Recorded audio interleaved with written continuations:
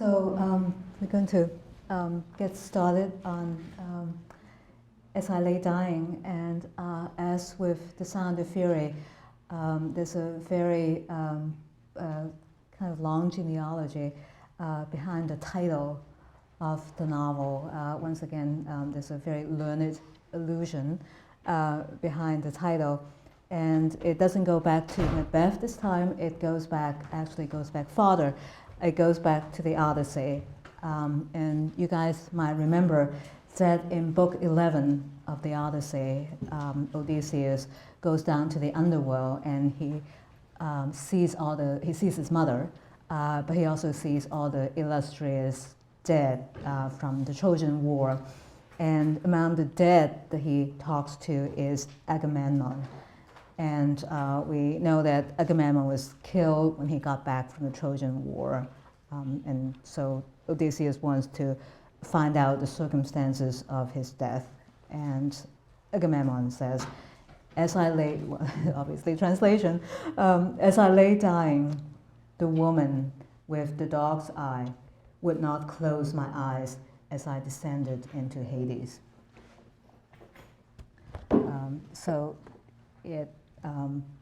There's no, that's a very good record within the epic.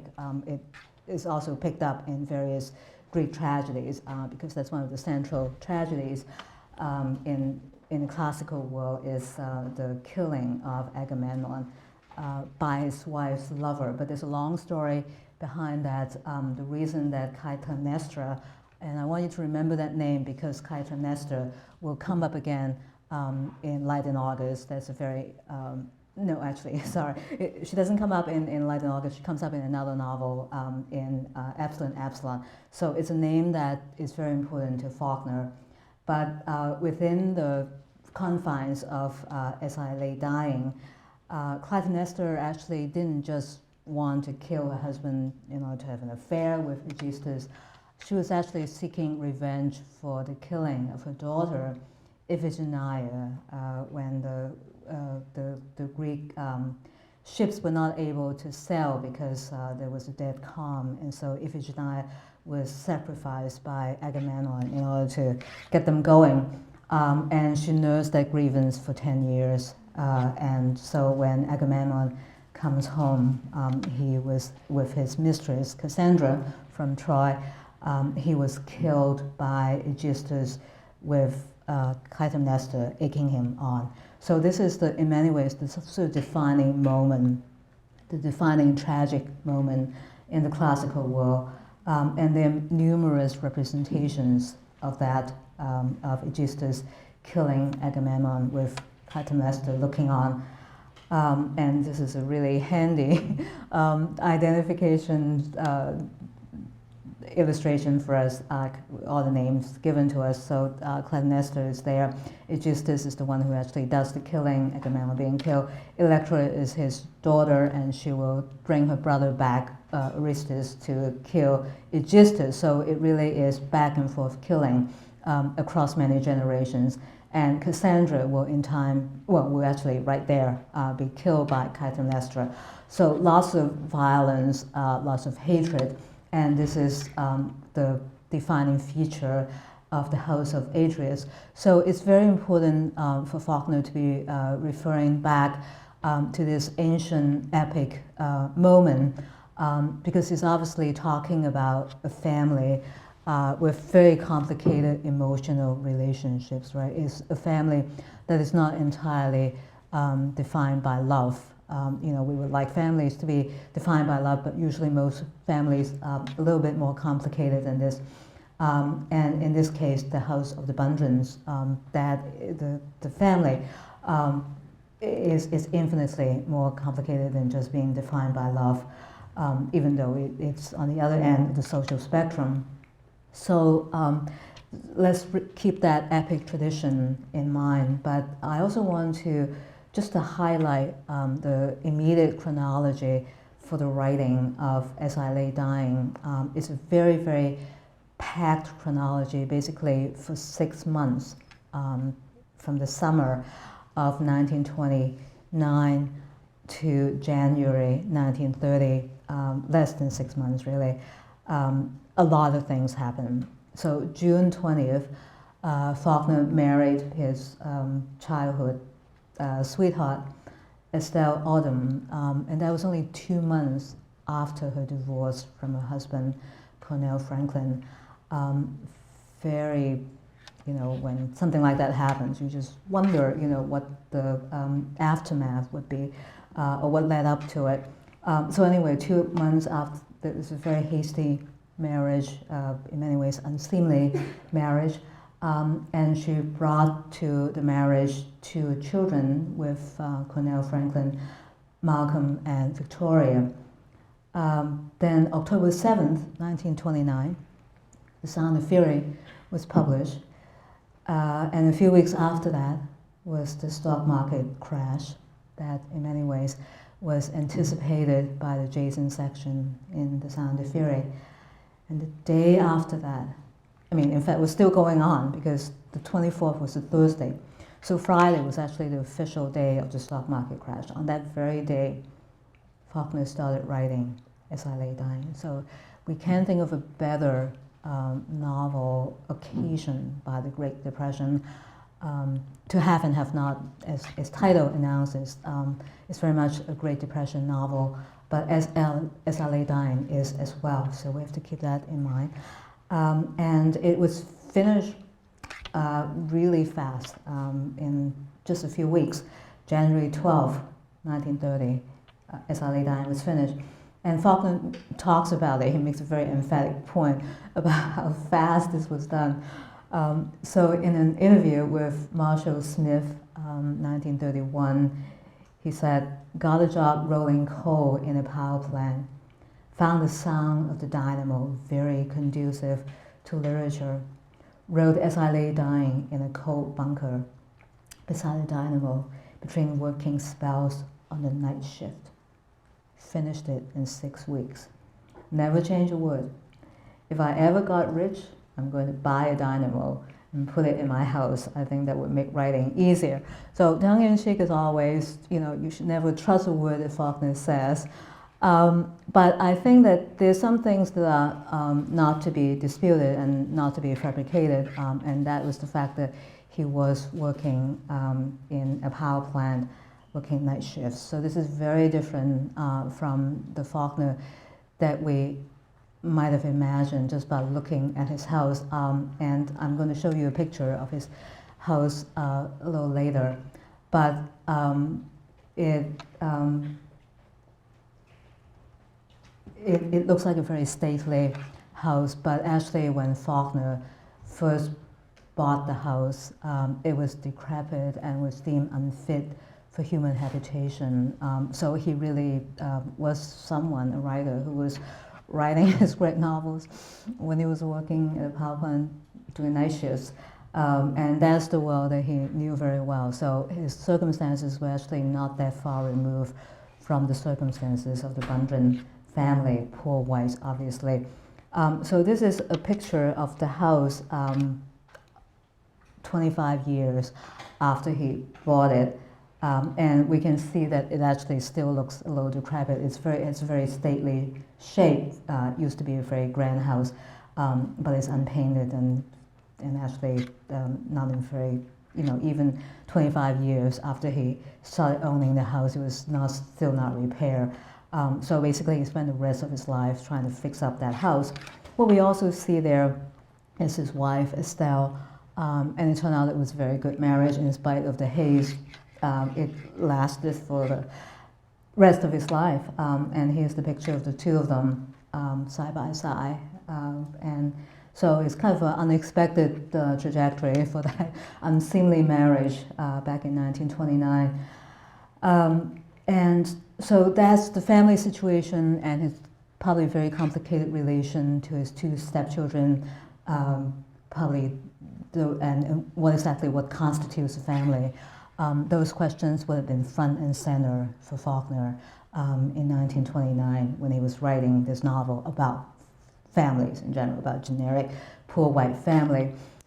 Since the Depression was right there in the middle of all of this, I thought that I'll show you a very iconic picture by Dorothy Lang, migrant mother, 1936. This is an image that's reproduced over and over again as the defining image of the Great Depression. And it actually is quite different from the spirit in which As I Lay Dying was written. So I think that this represents one way to think about the Great Depression. But actually, the way that Faulkner thinks about the Great Depression, I argue, is closer to another classic work about the rural South, James Agee and Walker Evans' collaboration. Is a text with lots of photographs. It's a collaboration between the two of them called Let Us Now Praise Famous Man. And I'll just show you a few pictures. Walker Evans' pictures of how it feels to be a poor white in also the same year as that Dorothy Lang picture, 1936. So, this is a little later after Faulkner had already finished As I Lay Dying. But this is what the house of a sharecropper would have looked like. And I think the common estimate was that 80%, maybe more than 80% of farm laborers in the South were sharecroppers. They didn't own the land. So this is the interior of the house of the poor whites. And another interior, the bedroom. And I love this picture. It's Ellie Mae, beautiful face, very proud and very sad and very resigned, but not giving up. And that's exactly my image of Ellie. And that's poor white. So anyway, that is the background to As I Lay Dying. And I think that we just need to read, about 2 or 3 pages into the novel to see that this is another highly experimental novel, experimenting in different points of views, and this is really a dazzling array of narrators. So in the first 18 chapters, these are the narrators, and nobody has to keep track of them. Just pick the ones that you can remember. But they also tend to have very distinctive voices. They actually are very easily recognizable, so don't worry that, in fact, there's no danger that you'll get them mixed up. So in order to talk about this very rich assemblage of points of views and styles of speaking and speaking voices, I thought I would introduce 2 other critics or theorists about the novel, about narrative in general, actually, not just about the novel, because narrative goes much further back than the novel. So the epic, the Odyssey, would be one kind of ancient narrative, although Bakhtin, a very celebrated Russian theorist of the novel, doesn't like the epic all that much. He thinks the novel is really the greatest thing, replacing the epic. But in any case, that's what he says about the novel, and what makes the novel so great is that even though there's this illusion when we just see words on the page that everything seems unified, that the novel is actually a highly diversified genre with lots of internal fractures. And what generates those internal fractures is that there are multiple languages in the novel. That's what he says. The novel is made up of social dialects, a characteristic group behavior, professional jargons, generic languages, languages of generations and age groups, tendentious languages, languages of the authorities, of various circles, and of passing fashions, serving to express authorial intentions, but in a refracted way. So we all know that novels actually do register passing fashions very well, right? So a novel about the Valley Girl would like, the word like would be repeated constantly. It wouldn't be realistic if it weren't. So is the nature of the novel, is to mimic current speech.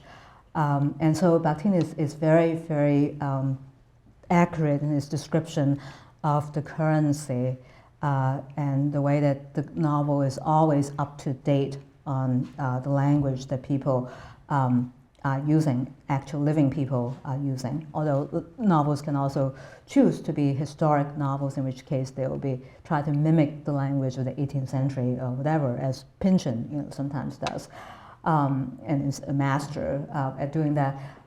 So Bakhtin is great in terms of talking about the social dimension of language. And I don't think that you guys need to be reminded that this is directly related to a discussion of social types, right, in Hemingway and in Fitzgerald. So basically, this is the social dialects of various labelable social groups. But I think that as we read As I Lay Dying, we can also see that there's something else going on other than social dialects, that Bakhtin's theory actually is inadequate to describing the spectrum of linguistic phenomena in As I Lay Dying. So to supplement Bakhtin, I would like to introduce one other critic, distinguished British critic, died in 2010, Frank Kermode. And this is actually a book that he wrote earlier, quite early in his career, called The Genesis of Secrecy, The Interpretation of Narrative. And Bakhtin's theory is that yes, we tend to interpret narratives. When we're given a narrative, most of us attempted to interpret it in some fashion. But his argument is also that narratives themselves are interpretations of reality. So, when we actually try to interpret a narrative, we're actually doing a kind of meta interpretation in the sense that the narrative itself is an interpretation of reality. And not only that, but that secrecy or secrets emerge in the course of that interpretation, which is a fascinating notion of how secrets are generated, not when we're trying to hide something from other people, but when we go about interpreting reality. That is when secrets become a reality, when they become a recognizable reality, maybe not legible, but they become registered as a dimension of reality. So very, very interesting idea. And Kermode basically is interested in the Bible. That's his great reading of the Gospel of Mark, of St. Mark. But he's also interested in narrative in general. So let's think about how his idea could be incorporated or combined with Bakhtin's theory of social dialects to think about the basic linguistic paradigm in As I Lay Dying.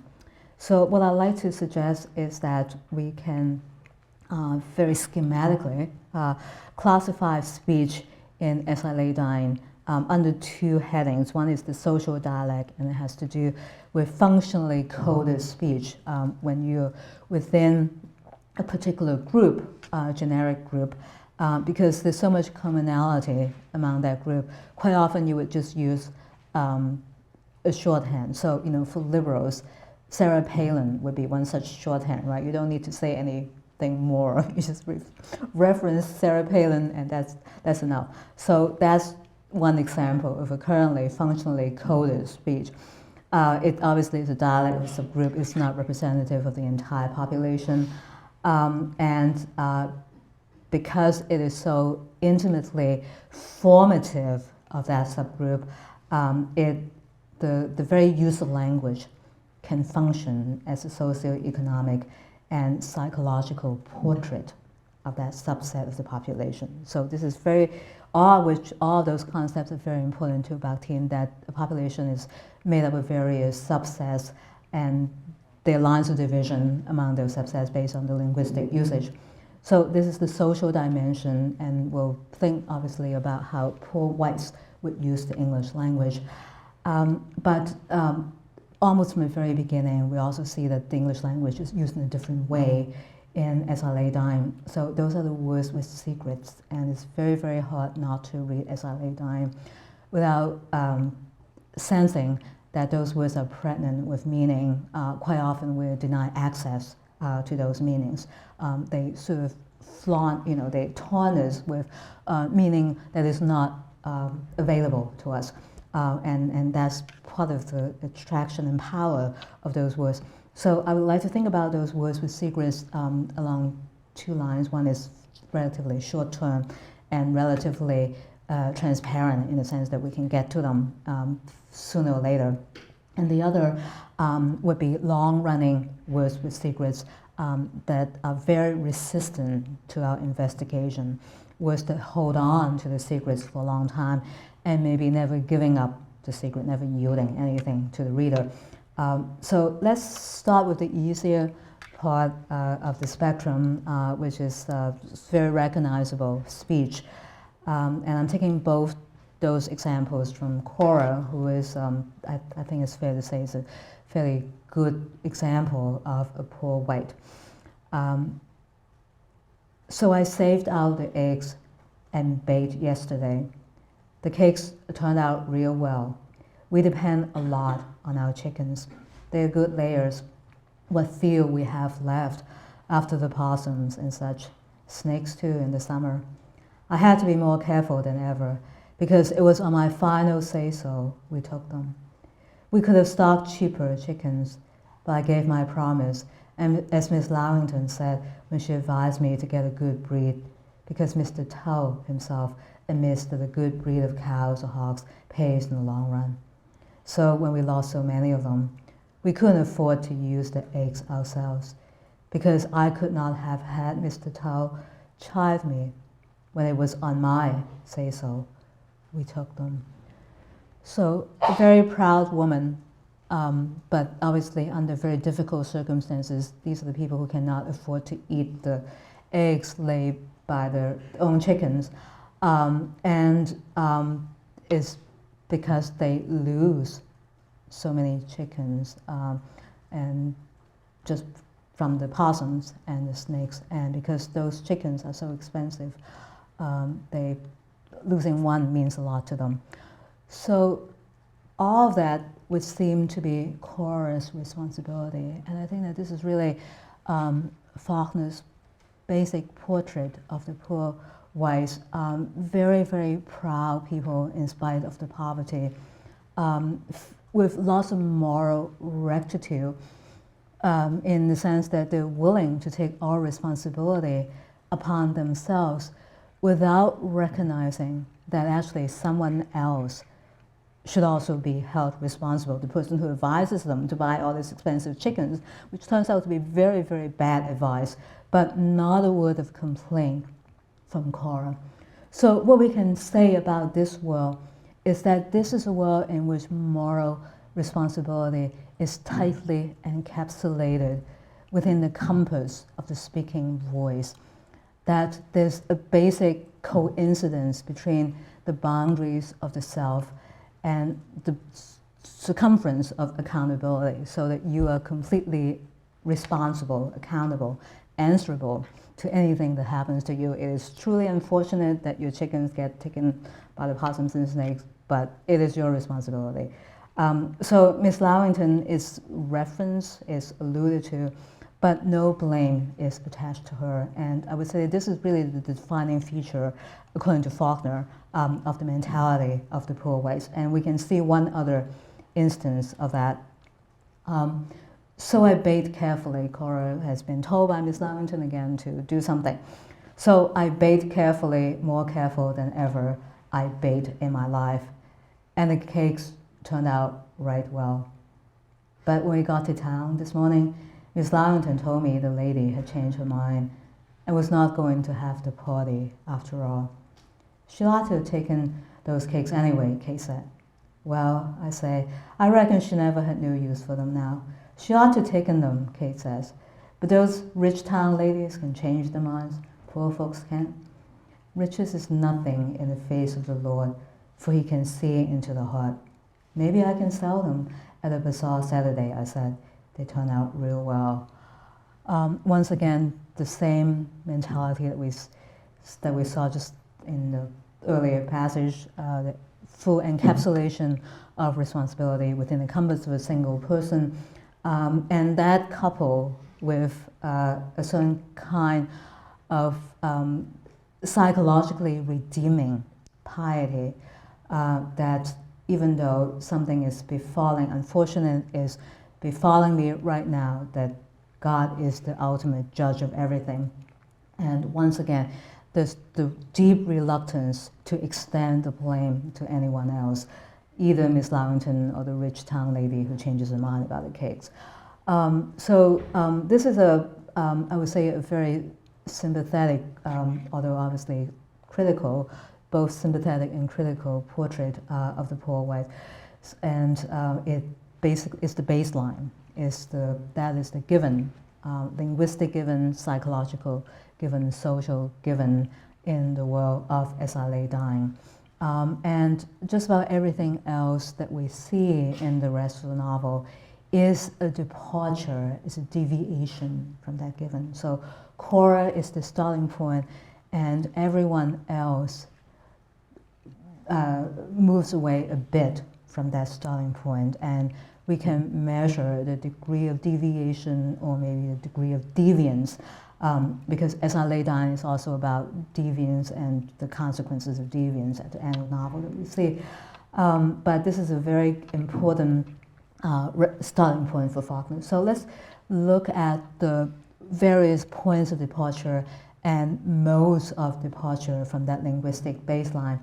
And I'll move on now to talk about the various kinds of words with secrets. One is very short term, and I think that you guys know what I'm talking about, Dell's secret. And then the long-running secret in the Bundren family, coming to us from Dell, Dewey, and actually I've added one other, Vardaman. Let's look at the short-term secret, Dewey. And she's picking cotton with Leif, right? And she's decided in her own mind that if her bag is full, then she would do something. So the decision is hinging strictly on whether or not the bag is full. And it turns out that Leif has been picking into her bag. So it was full when we came to the end of the row, and I could not help it. And so it was, I could not help it.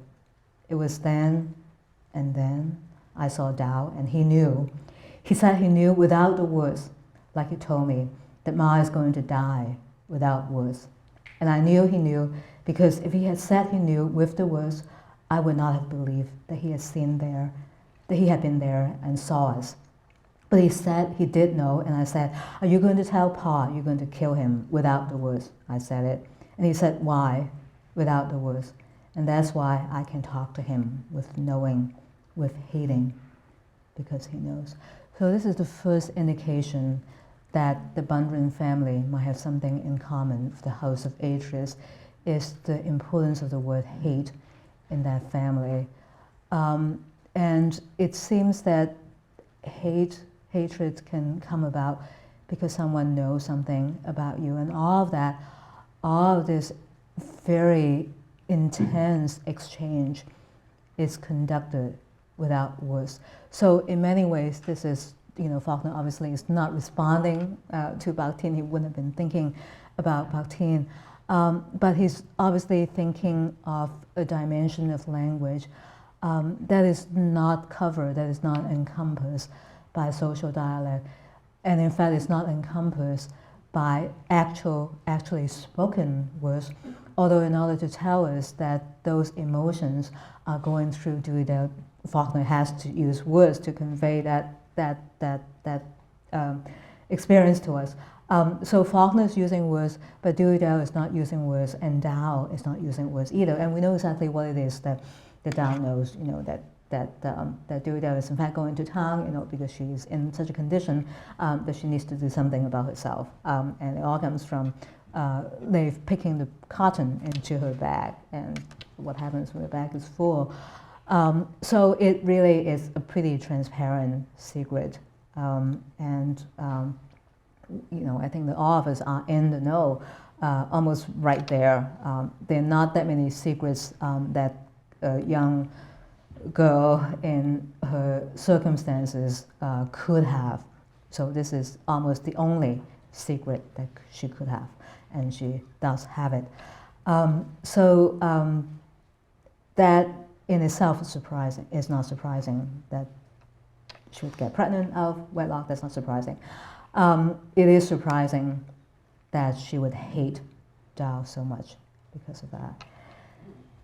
So let's turn now to the more deep-seated, deep-rooted kind of secret that is not always disclosed to us as the words are spoken, maybe not disclosed to us as the narrative unfolds, and maybe never disclosed to us ever. So Dell, it turns out, in fact, as soon as the novel opens, this is the opening paragraph of As I Lay Dying. Right there in this very neutral-looking statement from Dell, this little secret. Joe and I come up from the field following the path in single file. Although I am 15 feet ahead of him, anyone watching us from the cotton house can see Joe's frayed and broken straw hat, a full head above my own. So it seems a kind of odd kind of emphasis on the spatial orientation of the Bundren house, the cotton house, and what anyone in the cotton house would be able to see, and the difference in height between Dell and Joe. Well, difference in height, is probably not the most significant thing in the world for most people. But within the family, difference in height actually is kind of interesting and potentially significant. So let's just keep that in mind, that this, what seems to be a kind of a telling difference in height between Dell and Joe, and just leave that secret right there, because Dell is not, maybe Dell doesn't even know himself, but he's certainly the carrier of a secret that is revealed, that is sort of given to us or flung at us, that we are just meant to receive this thing that we don't fully understand at this moment. But this passage is in many ways deceptive, in the sense that there's not any complicated language, and there's nothing that we obviously don't understand about it. So I would still classify this as being fairly close to the Dewey Dell kind of secret. It is long-running, relatively long-running, but it potentially could have the same kind of transparency as Dewey Dell's secret. But let's look at something else where the language itself becomes very different. And this is coming from Joe himself, and I really don't actually think I can read this very well, so I will try. But Faulkner certainly is not making it easy for anyone who tries to read this. If it had just been me when Cash fell off of that church, and if it had just been me when Pa laid sick with that load of wood fell on him, it would not be happening with every bastard in the country coming in to stare at her, because if there is a God, what the hell is he for? It would just be me and her on a high hill, and me rolling the rocks down the hill at the faces, picking them up and throwing them down the hill, faces and teeth, and all by God, until she was quiet, and not that goddamn ass going one leg less, and we could be quiet. I truly don't know what to say about this passage, other than that there's a lot of hatred in there, just like Dewey Dell's passage. And it seems that for some reason, hatred is the most powerful bond in this family.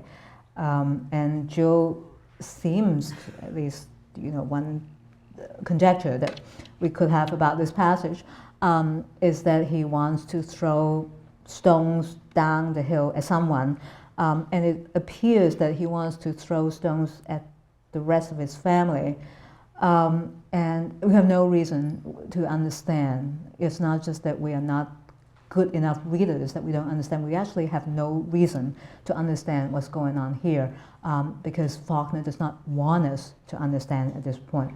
So all we know is that Joe is furious about something. He is furious that Cash is making a coffin for Addie for some reason, and he can't stand that ass going one leg less. That is the sound that he can't stand. as well as the fact that Addie is on full display for the entire neighborhood to come and look at her when Cash is trying to get that coffin ready. So these are the immediate circumstances that he really hates, that she is in disgrace because every bastard in the country can come in and look at her when she's waiting for her coffin, and that Cash seems to be taking his time making that coffin, but not maliciously, we would think, because he's a very good carpenter and he wants to be thorough in making a very good coffin. But for some reason, Jules' hatred also extends to his father, and if it had been him when that load of wood fell on him, that would have been good too. So it's just really, it's very peculiar. We don't know the long history, the long emotional history behind all these people. They obviously are a very close-knit family because there's so few people around that there's just not enough distance separating them. They're really basically all stuck in the same place. And that creates kind of the ideal condition to maximize any kind of hostility among the family members. That seems to be one of the consequences of poor whites in a very small town with very few neighbors.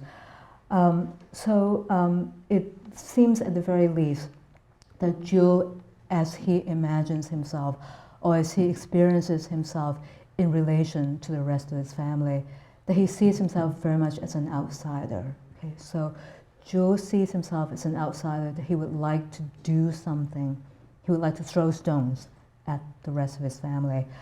And combine that with the fact that Dell seems to be really fixated on that otherwise innocent fact that Jules is a whole head taller than he is. That those two seem linked in some fashion. There's kind of a very deep-seated and violent and always explosive kind of hatred coming from Jules, and the neutral observation from Dell. That those two, they are the pieces of some kind of jigsaw puzzle that we have to figure out in the course of As I Lay Dying. So let me just give one more addition to that kind of configuration based on what seems to be unmotivated or unaccounted for hatred. The hatred is undeniable. The violence is undeniable. It's just that we're not able to read them very well. So Frank Kermode is actually right that this is a narrative that in the course of making us, compelling us to come up with interpretations, is also generating secrets in that very act. That the fact that we have to interpret the words that are given to us also generates secrets about the Bunyan family. Well, here's Dewey Dell back again. And we know that she's already been the carrier of one kind of secret about herself that seems pretty transparent. But this seems to be a secret of somewhat different order. And Jules don't care about anything. He is not kin to us in caring, not care kin. And Cash, like sawing the long, hot, yellow days up into planks, nailing them to something.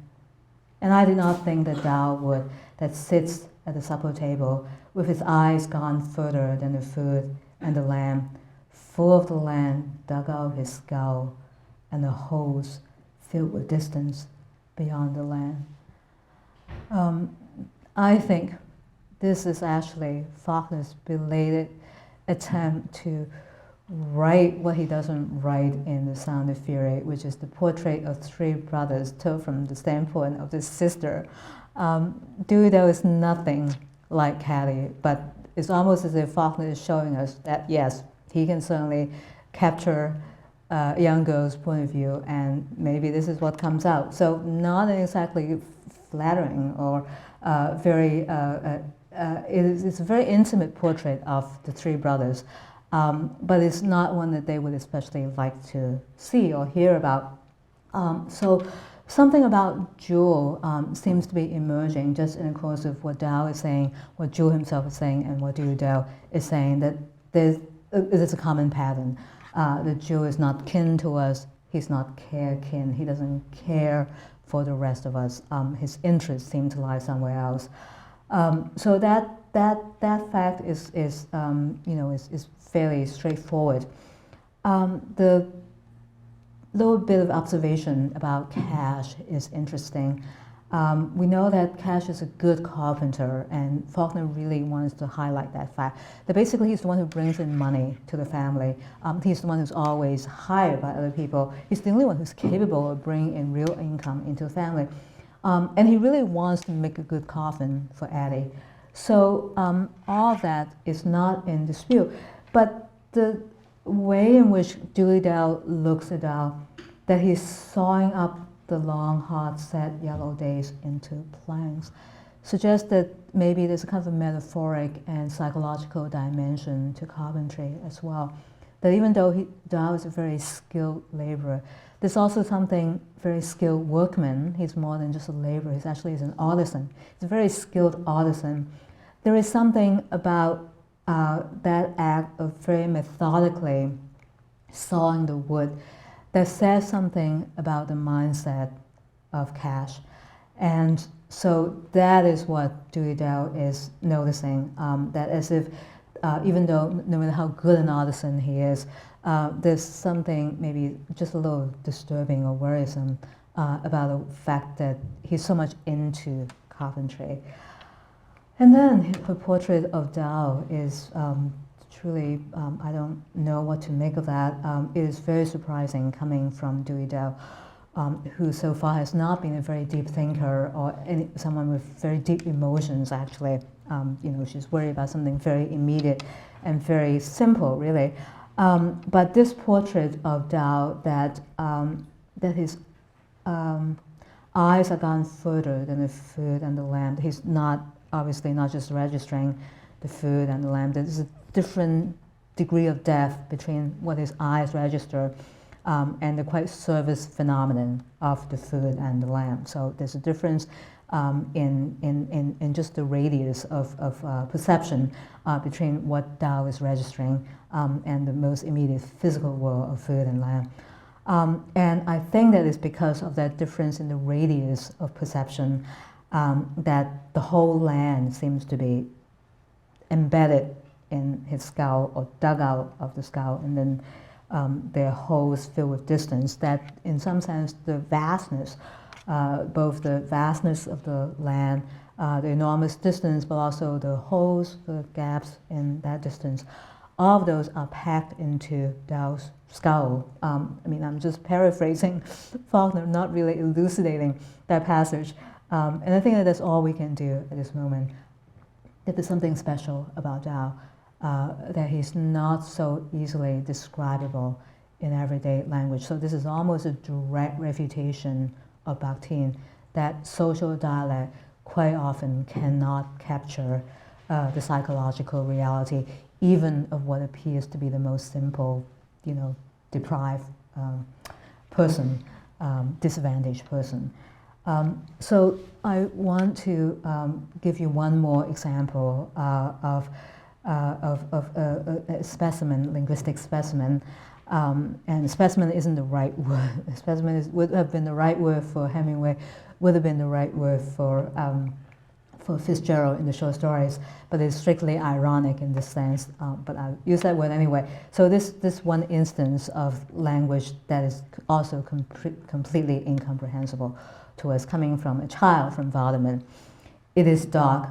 I can hear wood, silence, I know them, but not living sounds, not even him. It is as though the dark were resolving him out of his integrity into an unrelated scattering of components, snuffings and stampings, smells of cooling flesh, and ammoniac hair, an illusion of a coordinated whole of splotch high and strong bones within which detached and secret and familiar and is different from my is. I see him dissolve, legs, a rolling eye, a gaudy splotching like cold flames, and float upon the dark in fading solution. All one yet neither, all either yet none. I can see hearing coil toward him, caressing, shaping his heart shape, fetlock, hip, shoulder, and head, smell and sound. I am not afraid. This comes right after two very dramatic moments. The chapter before the Vardaman chapter is when we know that Eddie is dead, that Eddie Bundren is dead. That is announced to us. That's the very end of that chapter. And then the chapter that is Vardaman's chapter right after that is when he actually goes into Peabody's barn, the barn of the neighbor, and uses a stick to beat on the horses so that they all run away. And most of that chapter is devoted to Vardaman beating on the horses and saying that they, not even that they, but that you killed my mom. So that in itself is kind of, sort of understandable, but strange in that he would pin, unlike Cora, who would pin the responsibility on herself. Vardaman pins the responsibility for killing Eddie on, it appears, on Peabody, and that's why he's beating on his horses and in fact, just destroying the whole team. The horses run away, and then after the Peabody's horses run away, Vardaman seems to be preoccupied with something else, and this is a moment where Faulkner really is having a great time with his pronouns. Who is this he? Okay, I think there are at least two candidates. I think it possibly is Jules' horse, this horse that doesn't run away, and there's something about the snuffings and stampings and the splotch height that suggests that it is the horse that Vardaman is talking about. This is the one thing that's remaining, this horse that doesn't run away. But there's also a possibility that an is different from my is, just because of the syntactical construction of that sentence suggests that it might not be an animal, but a human being. A human being whose is different from Vardaman's is, in which case that human being could only be Jules, right? So I think that this passage is meant to be deliberately misleading in the sense that we can't tell exactly where Jules begins and where Jules ends and where his horse begins. The boundaries between the human being and the horse are not so clear-cut, and in fact the identities of the two seem to be interfused. And that is one of the great innovations in As I Lay Dying, those very ambiguous and uncertain boundaries between the human and the non-human, which actually is also one of the great defining attributes of the classical epic tradition. So we'll come back to this and talk about the uncertain boundaries between human and non-human, both by going back to Homer and Dante and so on, but talking about the implications in As I Lay Dying.